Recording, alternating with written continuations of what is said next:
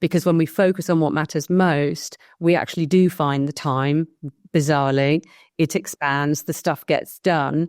And that to-do list is going to roll on forever. I mean, potentially we're going to be working till our 80s, aren't we? So there's always going to be loads to do, but actually it's about prioritizing what really is the most important and impactful thing to do right now. What is that next right thing? Lean into that.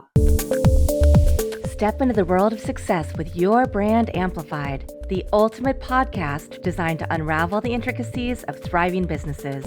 I'm your host, Annika Jackson, and I'm on a mission to uncover the stories, strategies, and secrets that have propelled entrepreneurs and business leaders to success. Bianca Best, first of all, you have the best name. I love it. And I think it really exemplifies who you are. You are a tech entrepreneur. You are a keynote speaker. You hold workshops and speak on global stages. You hold trademarks. You've had an extensive corporate career working for some major agencies. You hold certificates. You're an author. You're a mom to 4.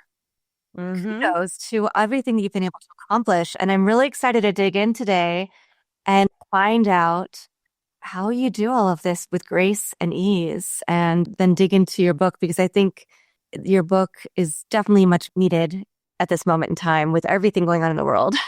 Absolutely. Absolutely. And it's a pleasure to be here. Thank you so much for having me. Yeah, of course. So let's start at the beginning. You were in corporate. You worked at, first you started off as an entrepreneur, and then it looks like you wove into the corporate world for a while. So talk about that. Did you always want to be an entrepreneur, and how did you move from there into corporate roles before striking out on your own again? Yeah, I think I've always had big dreams, always. Since I was a little girl, I read the book, A Woman of Substance. I don't know if you remember that, a Barbara Taylor Bradford book, when I was about 12 years old. And it was the rags to riches tale. I read it. I was a little bookworm, and I read it when I was 12, and I was like, I want to be her. I want to do that. And it just really struck a chord. So I was always very ambitious and intentional, and I knew I loved writing, and I just followed my interest and my passion in writing. And so I always talk about my CV as being a chronology of passions explored. So I leaned into writing, and I found my way, fell into advertising, copywriting, had a little sort of dabble in that arena. Then had children in my mid-20s, and I fell into entrepreneurialism accidentally. I was breastfeeding my second little baby. She was a few weeks old. I'm sitting in bed. I've got my toddler running around next to me. My house is a mess. I'm a mess. Life is chaos. And suddenly remember, it was my then husband and I, it was our 10-year anniversary. And I suddenly realized, okay, I need to get him a present. I can't be bothered to get up, get dressed. How am I going to go to the shops? So in that moment, I decided very romantically to write a poem called A Decade to Remember.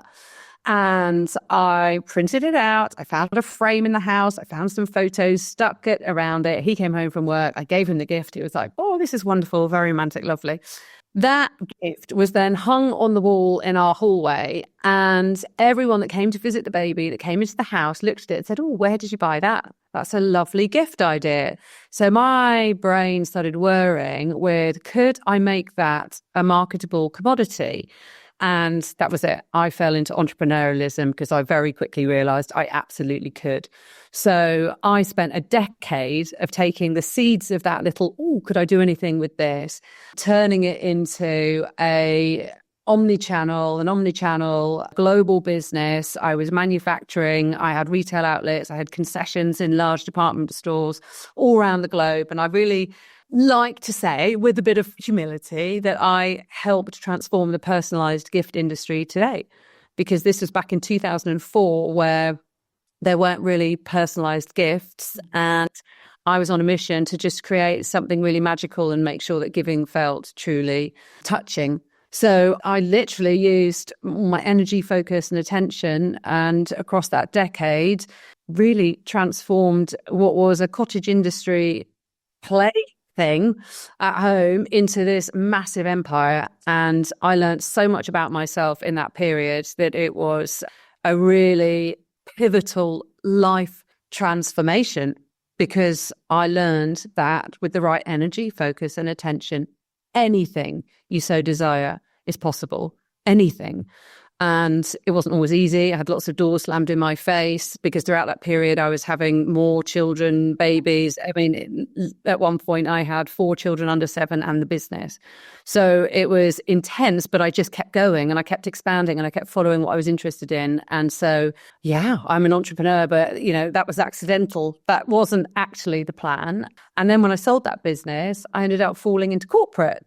And that was suddenly a really inspiring environment to be in, because I was in these fast-paced organizations where there were loads of brilliant brains that I could buzz off. It wasn't just me running the ship, and I really quite liked that. So I ended up sticking around in corporate, and I fell into digital marketing because obviously I had built and grown a brand. And then I worked in very large communication groups, the largest groups in the world, right up to where my most recent role has been at Publicis Group. So I've had a very multifaceted career, always following passions, always following my interests. And over this past decade of working in corporate, again, I've learned a lot about myself, but I've also learned a lot about communication, about politics, about multiple agendas and how you survive and thrive in that environment without compromising yourself. And across this entire period of first the entrepreneurialism, then the corporate realm, throughout the parenting and the sort of life expansion of home ownership and navigating divorce, that was another life thing. All of these realities that hit you as your life, as you grow older and life expands, throughout that whole beautiful journey and the ups and the downs of it, I had pushed myself hard and fast very often, and too often in directions that were too intense, and I kept suffering burnout. So despite that sounding like, oh, wonderful, shiny trajectory and series of accomplishments, I had definitely been pushing too hard, too fast, too consistently. And so I didn't want to squash my ambitions. I wanted to continue achieving all my big and dreams, but I realized I had to learn how to self-manage. And so over a 10-year period where I'd gone from catastrophic burnout and frequent episodes, I mean, the worst one was being hospitalized with total immune collapse, right through to cyclical burnouts where I'd be in bed for a couple of weeks, useless to everyone. I had to really learn how to stop that. And I did. And in 2015, I had my last burnout. So whilst I've continued to ascend in the corporate realm, I also started packaging up, okay, I know how to manage, and started writing books, hosting workshops, and running the business that I now run. And I'm now hopping out of corporate back into entrepreneurialism to run the Burnout business, where I am teaching ambitious souls how to achieve their dreams without falling over. So again, I've followed my passions. It's still chronology of passions explored. Here I am, leaning into life and gaining experience all the time, a constant student, constantly learning, constantly certifying in new, interesting healing modalities, the coaching space that I'm in. Right now, I'm learning about energy coaching, the biofield, and, you know, really moving into as many a helpful domain as interests me that I believe will serve the people that I work with positively. Yeah. Wow. So many questions and comments, because this is a beautiful trajectory. And I would say right before we jumped on, we were talking a little bit about, you know, our corporate paths or our paths. And I also feel like I've always followed my heart and my intuition. Things have happened very organically, and some have been positive experiences. Some have been life lessons. Yeah. Something that people don't realize maybe as much until it's too late is that often we hold in this stress, this burnout, and it does manifest itself physically. And until you course correct and take action, it's going to keep happening. I saw that in a corporate role that I held a couple of years ago. And every month I was just so sick, and I wasn't thinking the connection of, oh, this isn't necessarily the right position for me. I need to take care of myself and really look at my priorities. And that's really what you're putting at the forefront of everything you've done. Absolutely. And it's so interesting that you draw that recognition that you had in that pivotal moment of recognizing that it was not the right environment for you. And when I started dabbling, well, how can I self-manage? I initially thought, well, it's physical. It's just physical. I know, let's fix the physical. Let's do more exercise. Let's not eat processed food. Let's try and increase the sleep. But that actually wasn't enough in isolation. So a few years later, I'm like, I'm still burning out. This is why I haven't sussed it yet, what's going on. So then I shifted into a realm of, okay, it's the mental stuff. I must meditate more, journal more. It's about breath work. I've got to soothe the mind.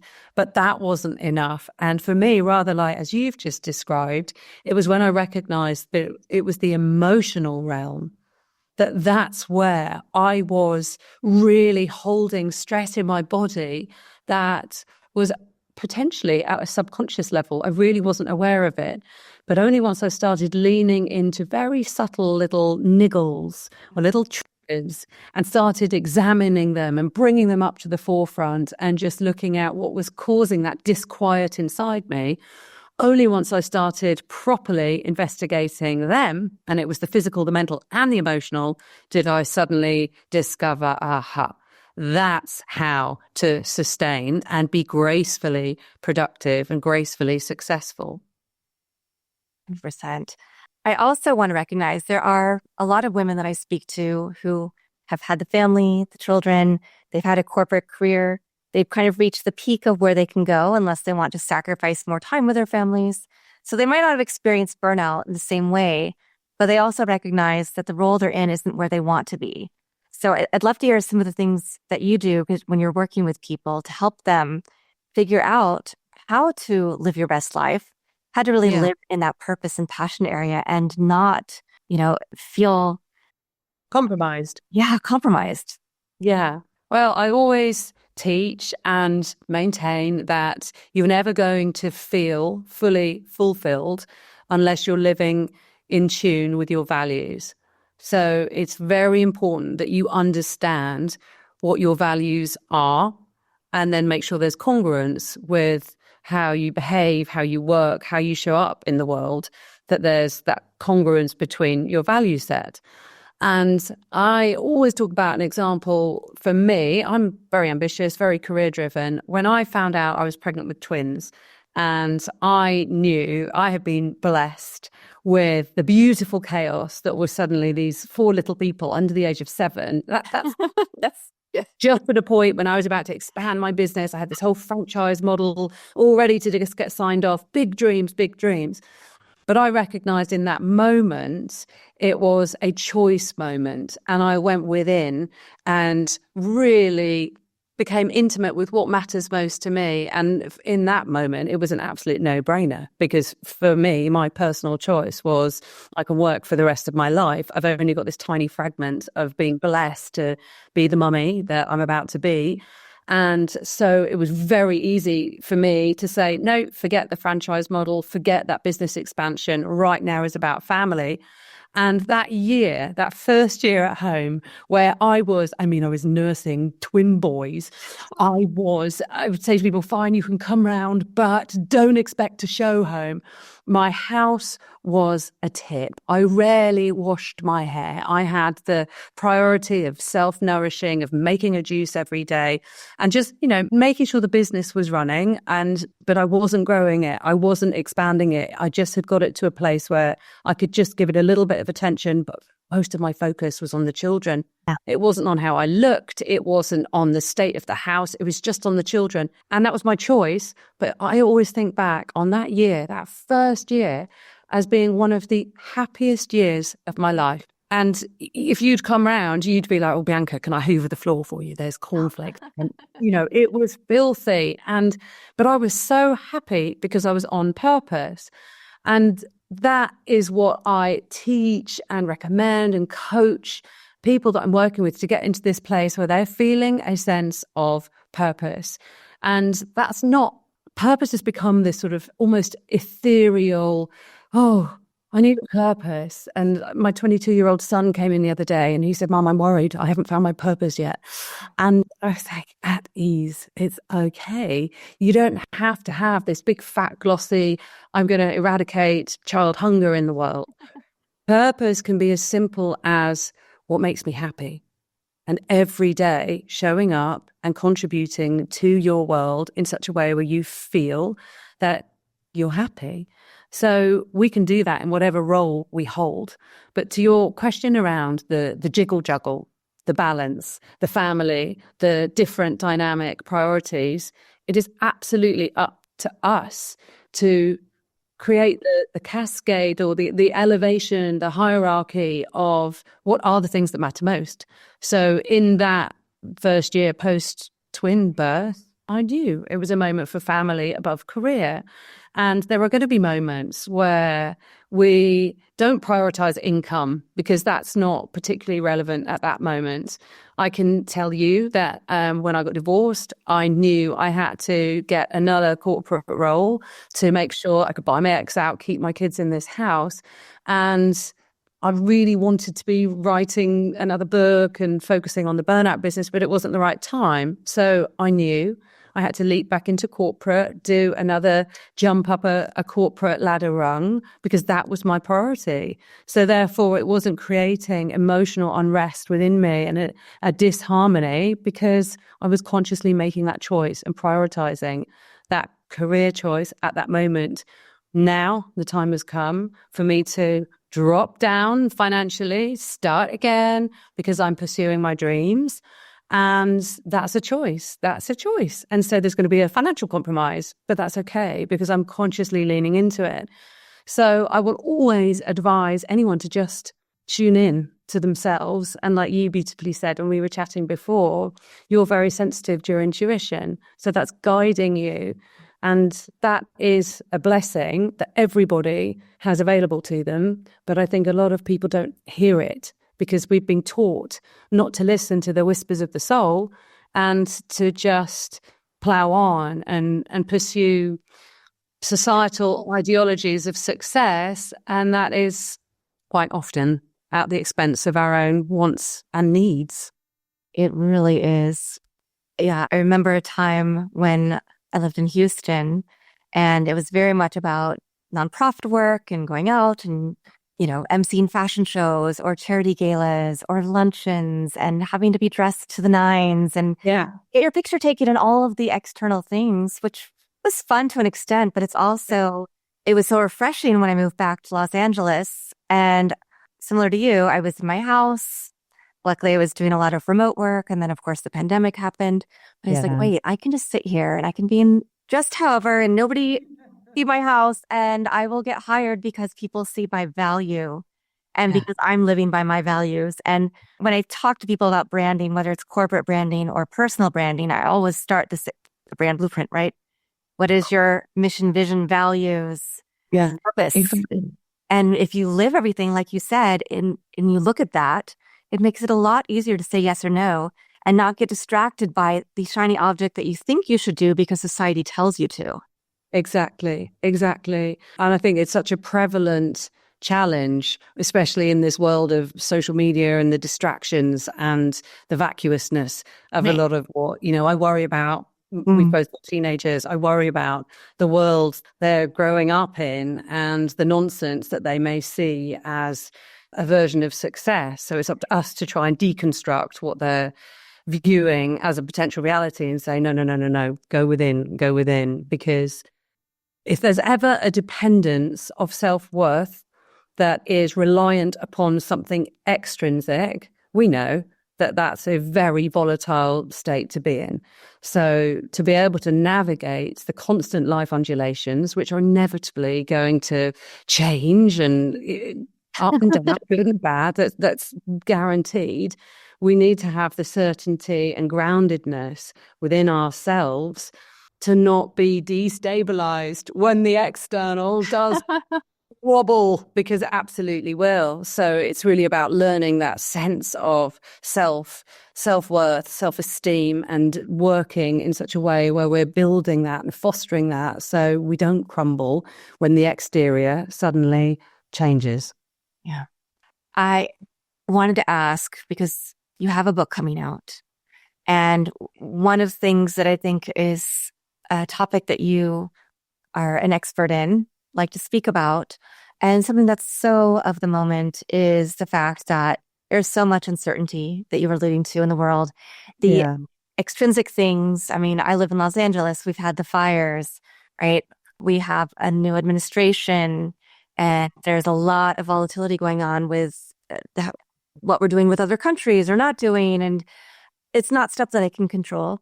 I Yeah. can see how it affects my day to day in terms of if I go to the grocery store or anything else. But I have to also think about how do I make myself okay, make my family feel secure and safe, my students, and get through this time. And how do you take something like that at turbulent times extrinsically and make sure that you're using it as a catalyst for change, for growth, for maybe simplicity, or for really tuning into your values? Yeah, yeah. Right. It's funny you asked that question actually, because I published a blog this morning Oh. on that 7 ways to self-manage when you feel trapped. Because quite often we're in, and like exactly like you've just described, we might be living in an environment where a lot is going on externally, whether it's politically or in sort of climate hazards. It can be being in a job where you've got to sit tight. I've got a lot of friends who are just hoping a redundancy package is on the horizon and they're miserable, but they've got to sit there. I've got people that are in unhappy marriages who are making a choice to stay for 1 more year till the children have done their exams. So there are different circumstances where we feel trapped.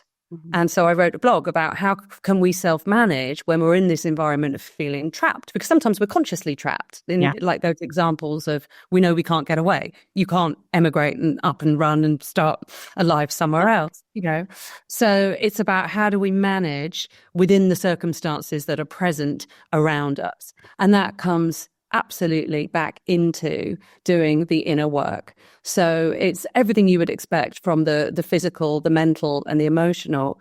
So let's just talk about those different areas for a moment. So physically, when there is that sense of a loss of control externally, it is even more important to get that sense of control within our own bodies and to ground ourselves into a place of physical strength.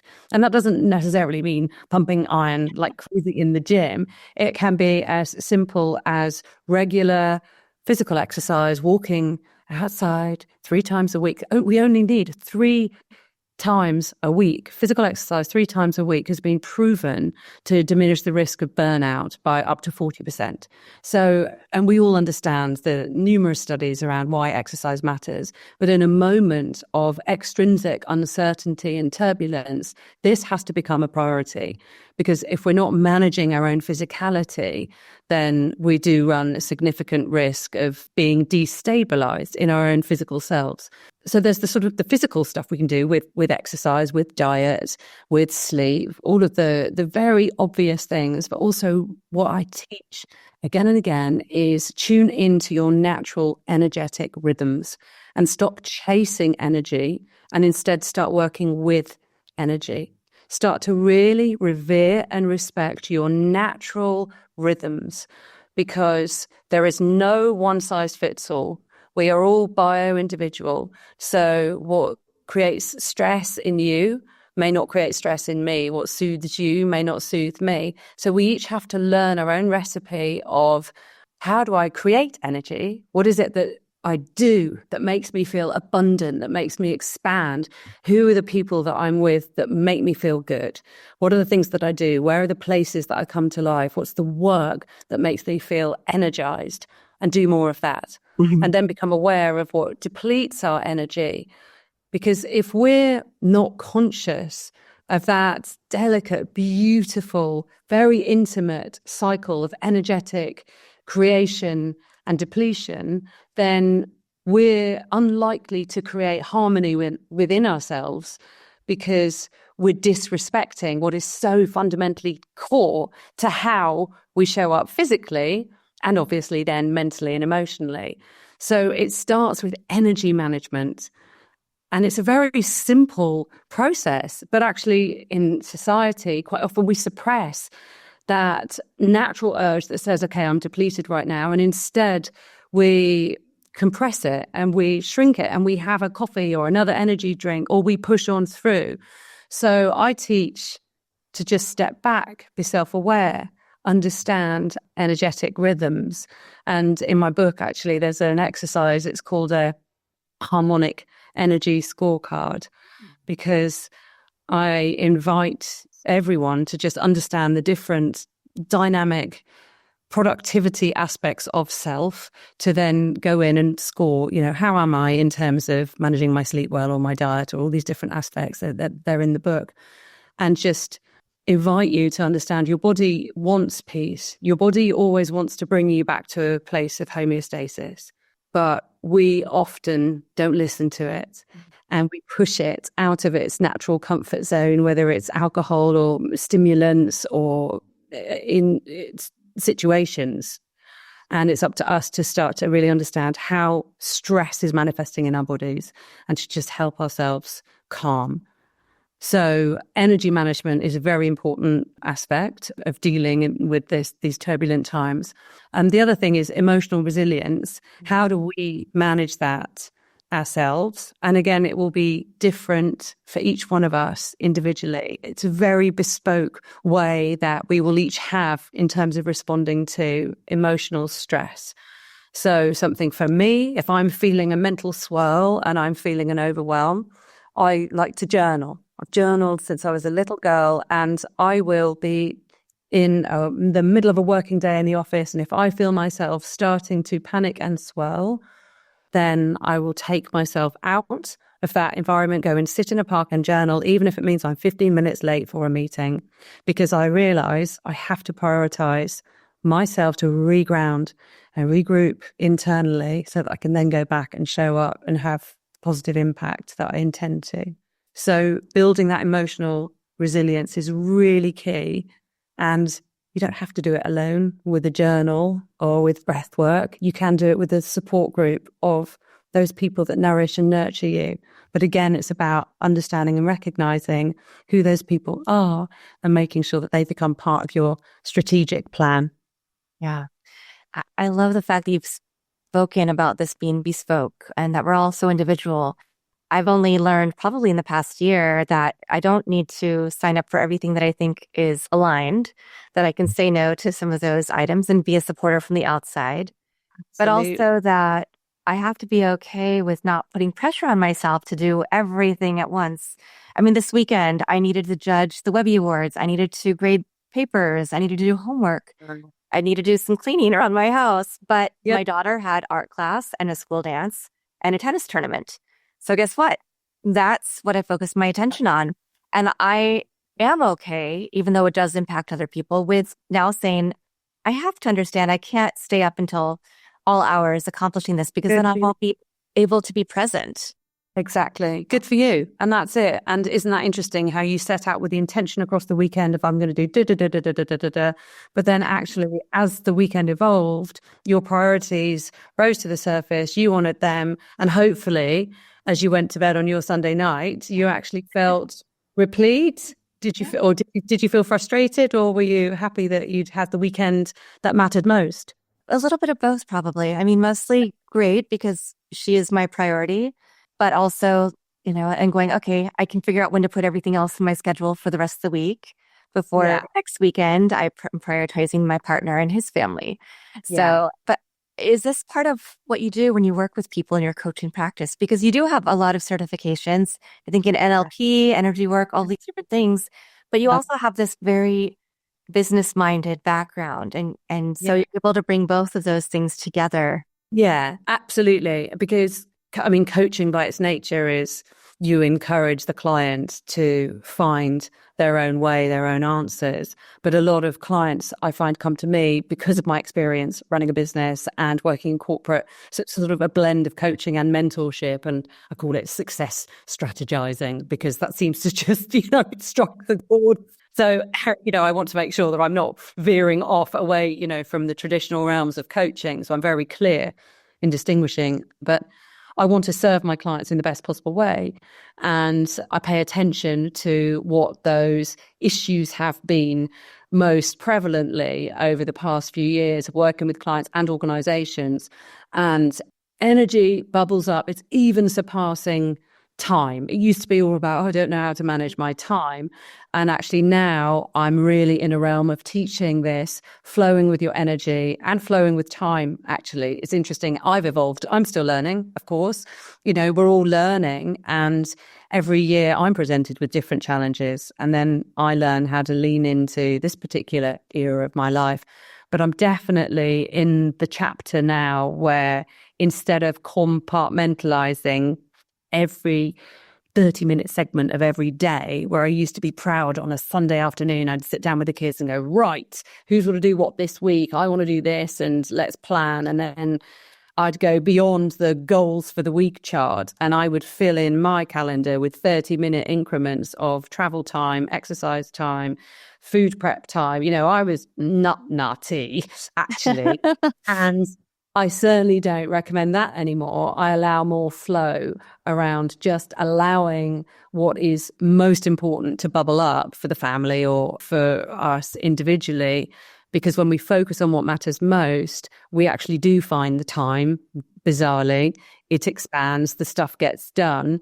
And that to-do list is going to roll on forever. I mean, potentially we're going to be working till our 80s, aren't we? So there's always going to be loads to do.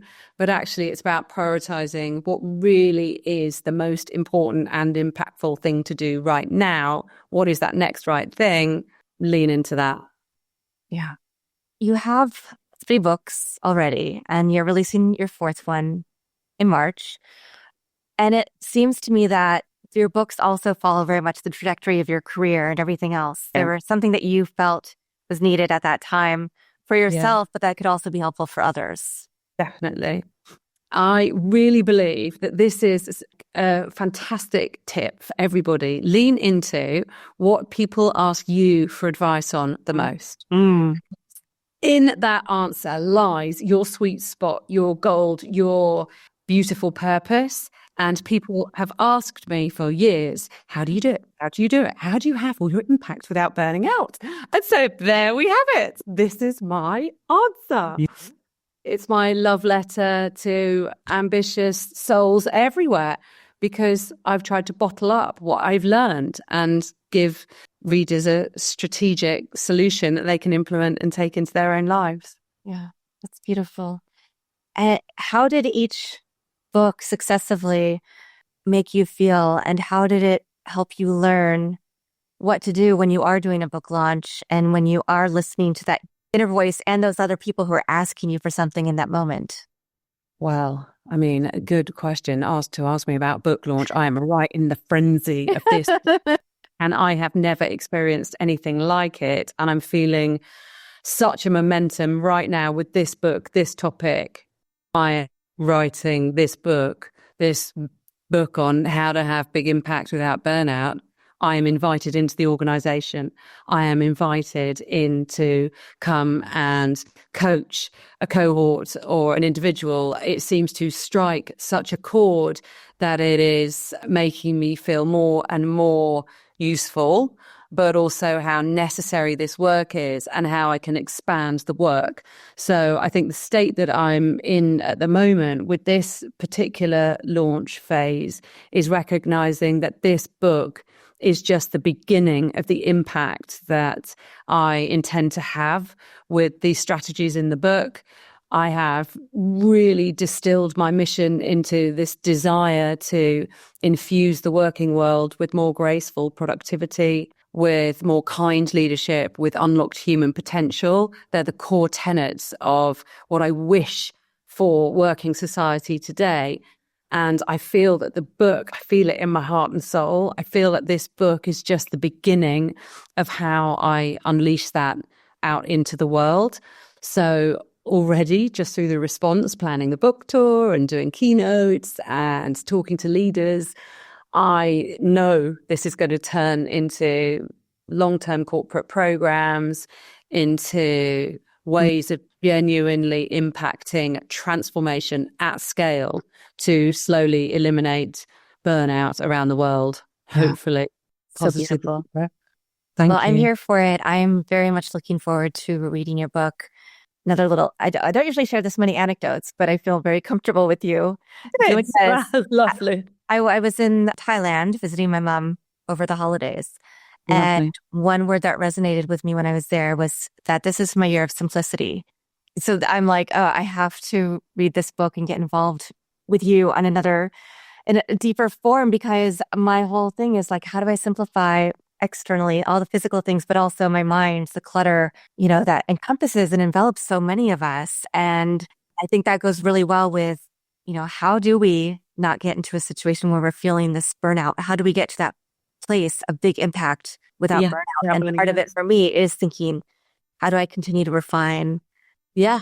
So, yeah. Well, it's about that flow. That simplicity comes when, you tune into yourself and you eliminate, like you've just beautifully said, eliminate the noise, eliminate the clutter and the distractions, and have what Napoleon Hill always talked about, the definiteness of purpose. And I love that expression because it's intentionality, it's being purposeful, but being definite with our purposefulness is a lovely place to be in, because we know where we're going, why we're doing it, and we're on track. The way we can achieve that is really distinguishing within ourselves of the difference between subjective and objective attention, and making sure that our attention is subjective. And in that lies simplicity. So there's the answer. And there's a cleanse that you'll need to do to get you into that place of simplicity, but it really is leaning into subjective attention. Yeah. And your book is releasing on March 11th. And I know that we're going to put the link to the pre-order in show notes. Thank you. Is there one main concept that you want people to walk away with when they think of Bianca Best, when they think about the burnout business and all of the good that you're trying to put into the world? Thank you. I love that question. It really is that I believe each and every one of us can have success with grace. And if we can step into this place of really honoring graceful productivity and stopping frenetic, panicky productivity, but just stay in a place of grace, we are going to experience life so much more joyfully and beautifully and happily. And that's ultimately why we're here and what we all seek. So that's my real wish, that we step into success with grace. Fantastic. And Bianca, do you have you gave us a great quote from Napoleon Hill, but do you have another one that's a family motto, verse, a poem, words that help get you through every day? I'm going to read what I've just got literally here next to me on my desk. And it's very simply, believe in magic. And I believe that we all individually are the magic we seek. So I teach my children that, and it's very much believe in the magic, because it's within you. It's everyone. It's there. Amazing. I can't wait to dive into your website a little more, to your past books. I definitely resonate with all of them. And to read your new book, Big Impact Without Burnout, coming out March 11th. Thank you so much. And obviously, I will give your listeners a very special discount. So pre-sales are 25% off. I'll make sure that your listeners can have that special discount. Oh, fantastic. Thank you. Oh, thank you. It's been such a pleasure to chat. Likewise. And thank you to everybody who is watching this episode or listening to it on your favorite platform. Leave us a rating review, and don't forget to please check out Bianca's website, biancabest.com. You'll find more about her different programs, her books, speaking opportunities, and much more. And I think we'll have her on again in the near future when she launches her podcast officially. Fantastic. So, just a little tease, won't say anything more. We'll leave it for the next time we speak. Amazing. Thank you so much. Thank you for having me. Absolutely. And hopefully this episode gave you a little inspiration to all of my listeners for your day, your week, your months, and your year to think about how you can add simplicity and grace into your life so that you can also find great transition and big impact without burnout. Thanks for listening or watching to this episode of Your Brand Amplified. Don't forget to leave us a rating or review on your favorite podcast listening platform. And if you want to learn more, check us out at yourbandamplified.com.